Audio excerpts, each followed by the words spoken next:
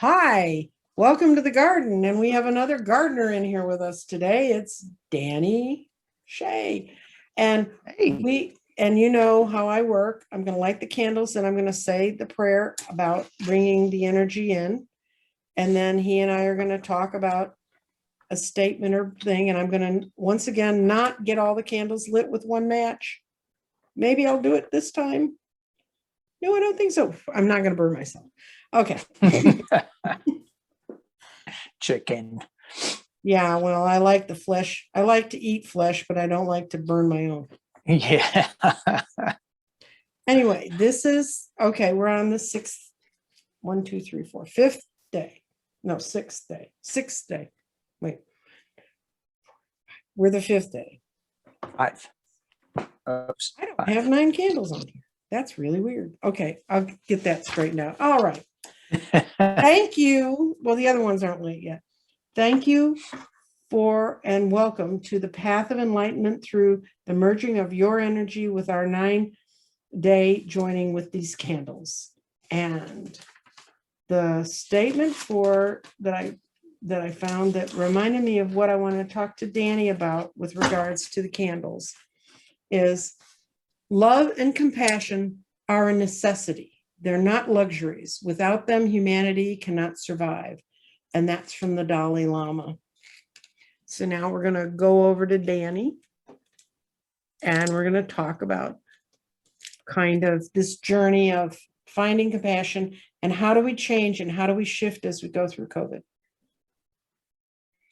That's a great question, because as we start going out into the world again, maskless, Mm-hmm.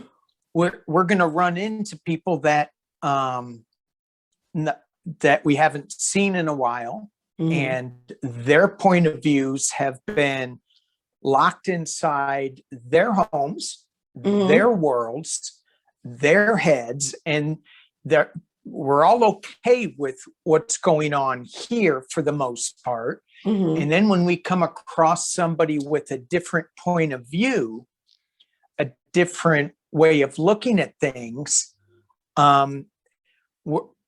it's going to be an adjustment for us. We're going to have to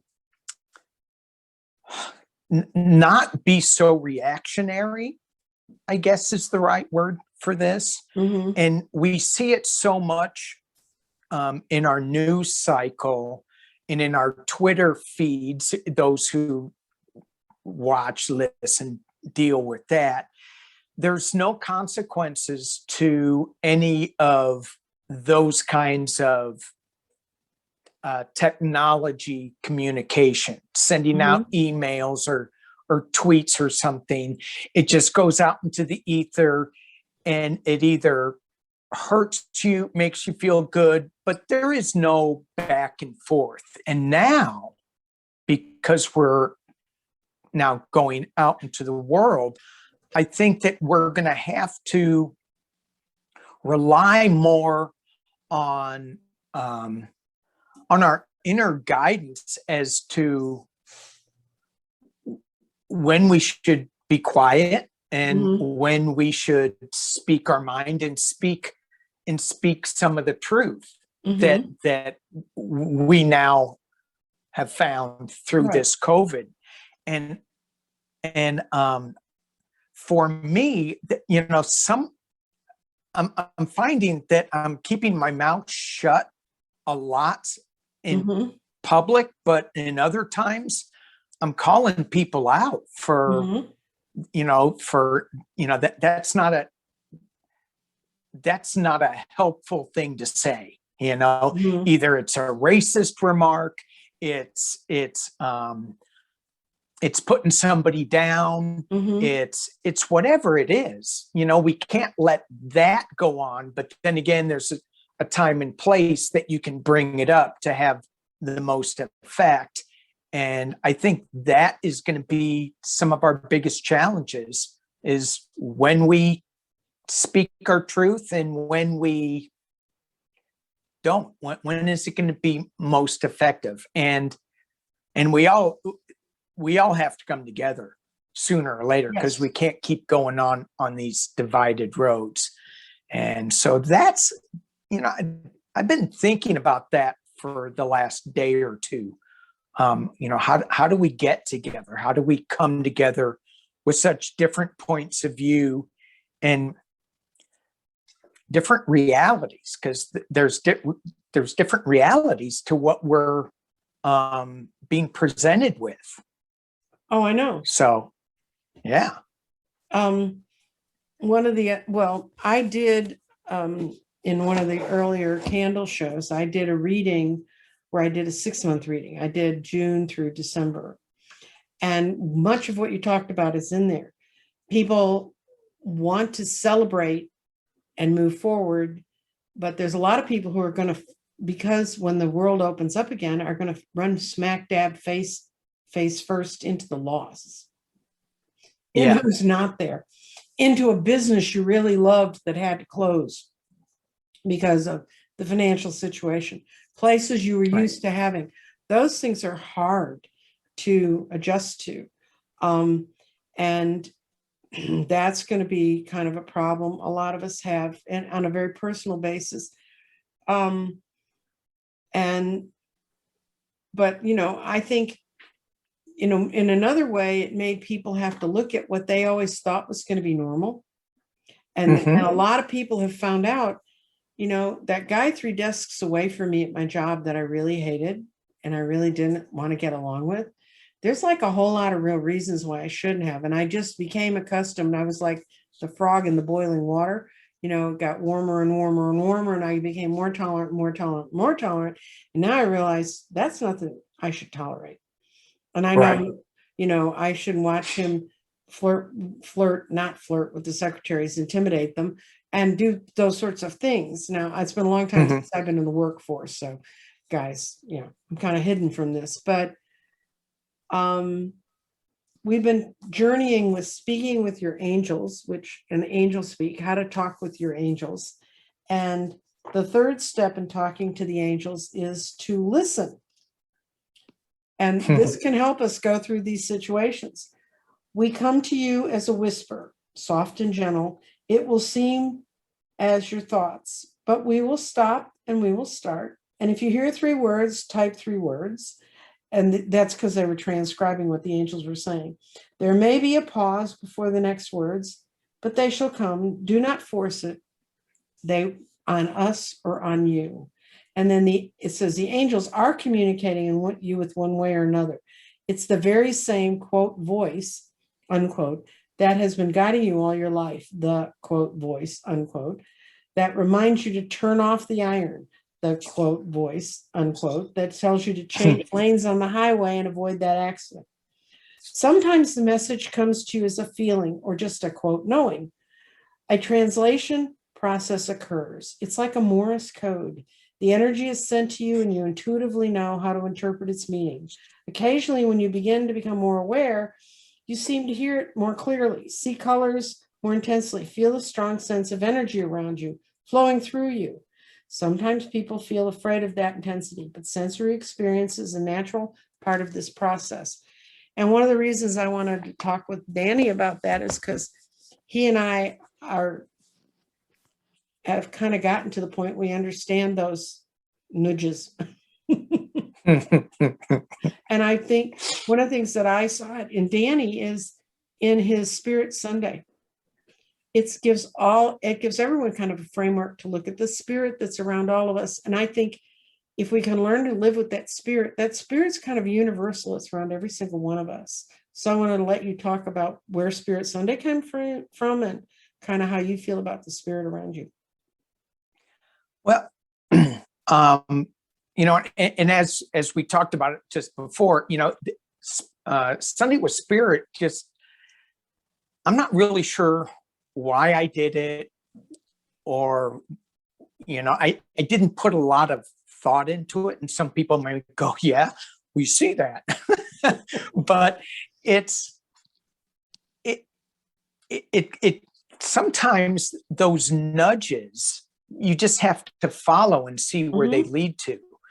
And just because I don't know the end doesn't mean that I shouldn't take the first step. And I'm all for the first step, and the second, and the third, and the fourth. And I'm not afraid to go, you know what? Wrong road. I need to back up and try another step in another direction.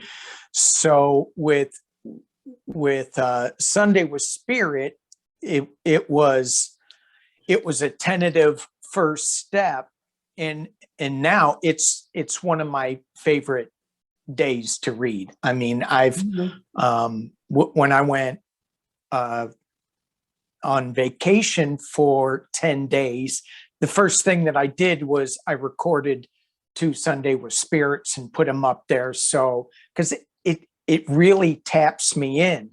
And the thing, I also believe that that there are no real unique thoughts, individual thoughts, like no special thoughts that I only have, and Nancy Jean, she doesn't have this, so I'm the first one to think of it. I believe that we all have these similar thoughts together at the same time, this collective consciousness, so to speak. And some of us are going, oh, well, I should maybe just ignore it. Maybe, I don't know if that's really true at this time or whatever. And then you hear somebody talking about it, like when you were talking about your Angelspeake. Well, I'm in the middle of reading this book, and it didn't start out to be about angels at all. And now I'm reading about all these angels and how you hear them and how you talk to them. So what you just said to me is another validation that, and it's another nudge, and it's another, it's not a coincidence, but another layer. It's that, a synchronicity. The synchronicity, right? That it just keeps showing up. And it's like, you can't ignore this for too much longer. I mean, and I don't. However, sometimes I don't hear the nudge, or I'll go, I know better. I know better. Trust me on this one. Let me follow my own path. And then I have to walk a couple of steps back normally and go, okay, I'll try, what you were nudging me to do. So it's, the nudges that we hear in the quietness of their voice, sometimes we go, was that even real? Right? Did we even hear that? And I think when we become more and more practiced with asking our angels, and I think that's a huge step. I don't think they're going to show up. I mean, they're always around, I feel. But if you want something, you've got to ask for it. Right. And you've got to put it down into words. And if you write it, it's better. But you just can't go, well, just give me something, because you may be surprised what they Well, give you. The first step, we were on the third step. The first step is to pray. And it said to pray is just to ask for their presence. So you're right. You just ask and open up to it. Right. And then the second step in Angelspeake is to breathe, because angels come to us through our breath. Breathe in a quiet way, so that, and not meditate, not close yourself off, but open yourself up. And then the third step is what we just went through. Right. And have you ever seen the UCLA study on 6 breaths? I have not. They did, and it's in a book about inner size, INNER. I'll put that in my comments below. But it's a book by this guy about how we can control a lot of things that happen in our body. And one of the things you were talking about how we react all the time. And Yes. if you take 6 deep breaths, and he explains the process, you take one in, hold it for 4, and let it out for 6. You do that 6 times. They've actually studied the brain, and you change where your thought center is coming from. You go from being the reactive part of your brain that has the one you need when you're driving down the expressway, that brain. It takes you into the responsive brain where you're able to take in the information and respond to it. It gives it that space. And I actually told a young lawyer who was telling me that his boss was eating his lunch every day in meetings and stuff. And I said, that's because he knows you're like a little mouse. I'm like, oh. And he said, well, I said, I know you got your law degree and all this stuff. I said, but try this. He looked at me like I was totally nuts. But he came back 2 months later, and he said he did. He stopped what I said, stop on your way, stop in the restroom. You can do the 6 breaths in just a little bit. And when you walk in there, and he said the guy's eyes went around the table, and at the point it would have locked in on him and found just instinctively knew the one thing the guy didn't have an answer for. He looked at him, and he said, he looked at me like I'd completely changed. And he went on around the table to find somebody else. And I said, because you were you were taking responsibility for your own energy instead of hiding. Yeah. Right. Instead of hiding as being. Now, don't do 6 deep breaths when you're driving down the road or you're doing things like that. Because you need your reactionary brain serves a purpose. Yes. Yes. Yeah. There's so much of this work. And I even hesitate calling it work because it's play. I mean, we're just playing. We're hearing our guides and our angels through our imagination. And that doesn't mean that it's not real. It means that we're just tapping into it, and imagination may not be the right word either, but it's the closest one that I've found so far. But when we're doing this work, when we're doing this play, I don't know if you saw the news where somebody was watching their phone and they just walked right into a fountain and just face planted. Well, you can do that in this, because if you get out there and you're chatting it up with your guides and your angels and you're having a good conversation, you're really not on this plane of existence. You're in another plane, another dimension, whatever,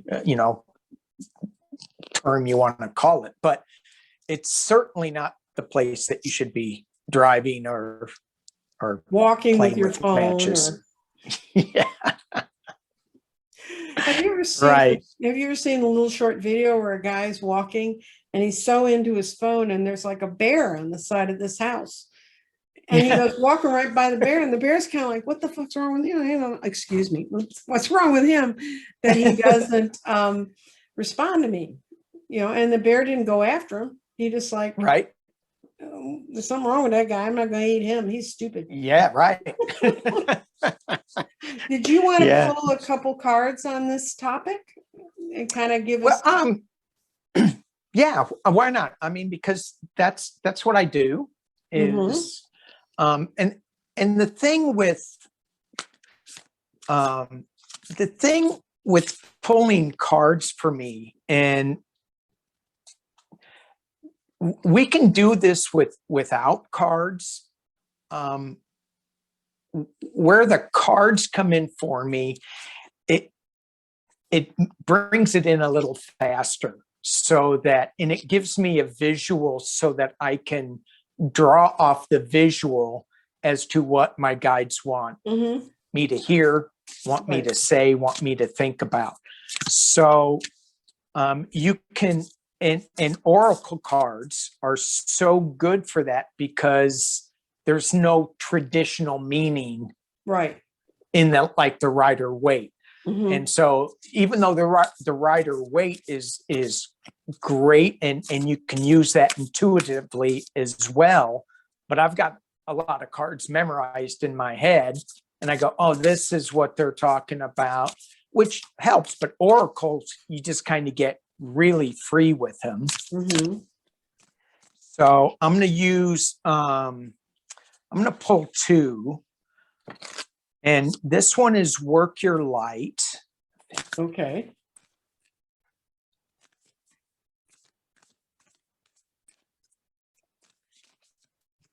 And then I'm also going to use what we should be dreaming about. What is the dream for the 5th candle? In us finding unity and finding respect in all peoples, Right. and not looking at superficial things, but looking deeper into their soul. And I don't think that it's going to happen overnight. I hope I'm wrong, but I think it's going to take a little while. It could be a lot faster than we think. So what is our dream to make this unity a reality as fast as possible?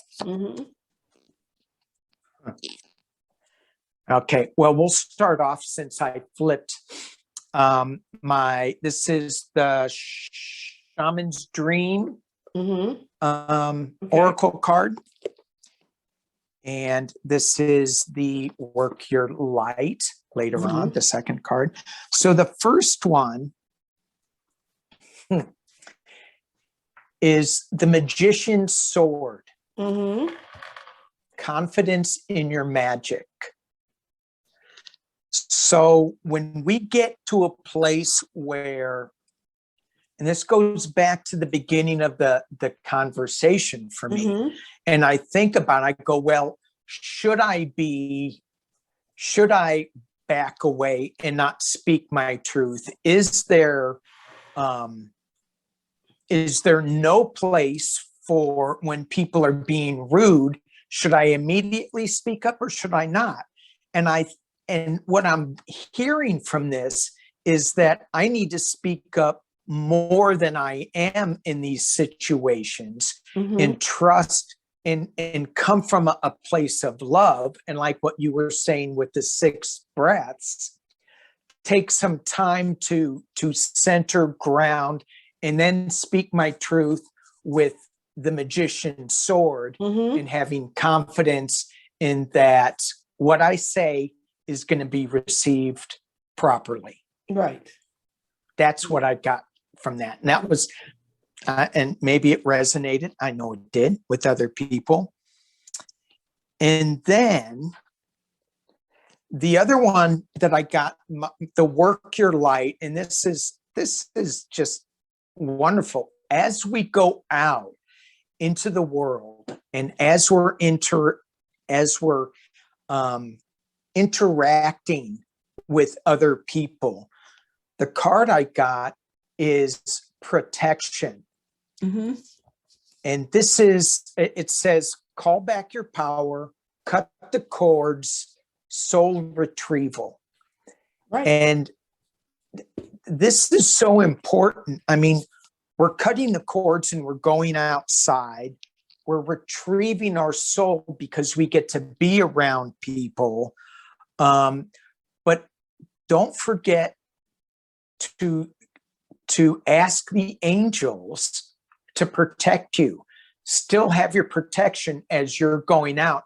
As we're going out maskless, now we still need to have our soul protection, and not just be out there. Walk with your guides, walk with your angels, and have them, and ask that they protect you going out into the new world as we enter into it. I agree. I mean, that's people ask me, how do you go out? Well, before, with COVID, I don't, but before COVID, people say, well, what do you do? I mean, and I had do you have a little ritual where you open up or close down? Because I had to have them so that when I left where I was reading, I could walk through the Tom Thumb and not hear every thought in the aisle. Right. Yes. Yeah, I do. Yeah. When I open up, when I have a lot of rituals for a lot of things. Oh, okay, good. But mainly my main ritual is grounding, saying a prayer of love and light, asking for guidance, asking for the truth, and allowing me to hear what's coming through. And then when I close it up, I close up the table, I put my cards away, and I thank my guides for their, my words that I spoke and their guidance. And then I walk away. I know. And I don't, and if part of the reading or part of a client comes back into my head, I go, I'm sorry. We're closed. We're done. There's like a little close. Yeah, well, you have to. Sign. Otherwise, you'll burn yourself out. Yeah. I can tell you that you really will. Well, I have my own little oracle deck, and it's The Power of Surrender, and it's by a physician named Judith Orloff. I'll look up the names and put the names for Danny's decks below. And I pulled a card from her deck, and it's a good one for us. Surrender to silence. Oh my gosh, yeah. And it says, in quiet meditation or contemplation, let go and enter the stillness within you. Silence will heal and replenish you. So it's not that we always have to listen to everything. Sometimes we just need to get quiet and let ourselves settle and heal.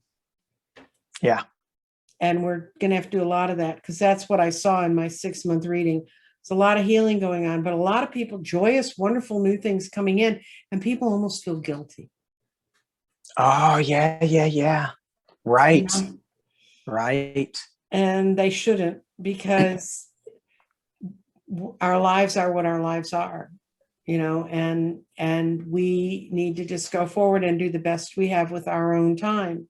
That's why I try to tell clients all the time, you're not responsible for that.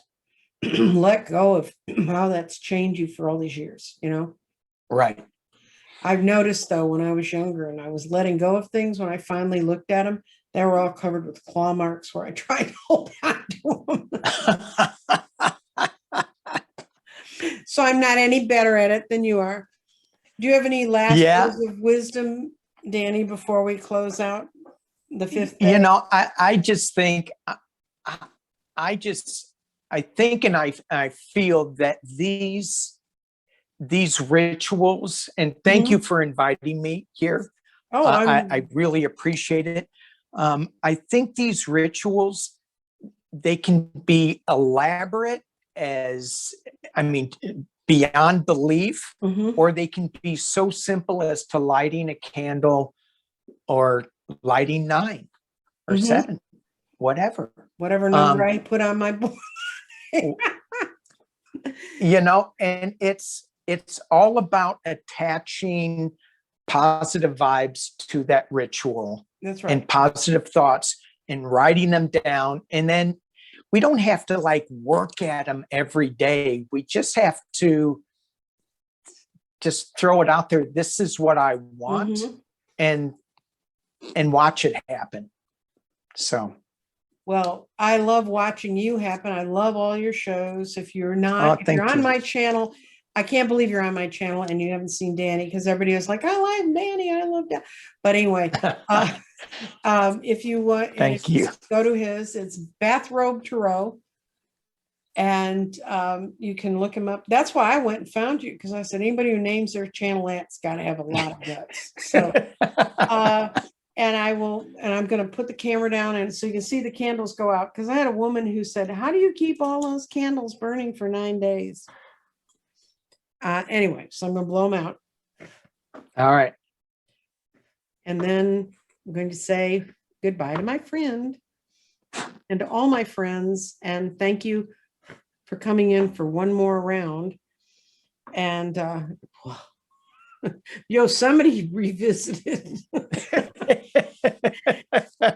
Anyway, thank you, people, and thank you for being here, and keep that in mind, and we'll continue on. And we've got We have 4 more days. I will have another 4th candle, so I have the 4th day.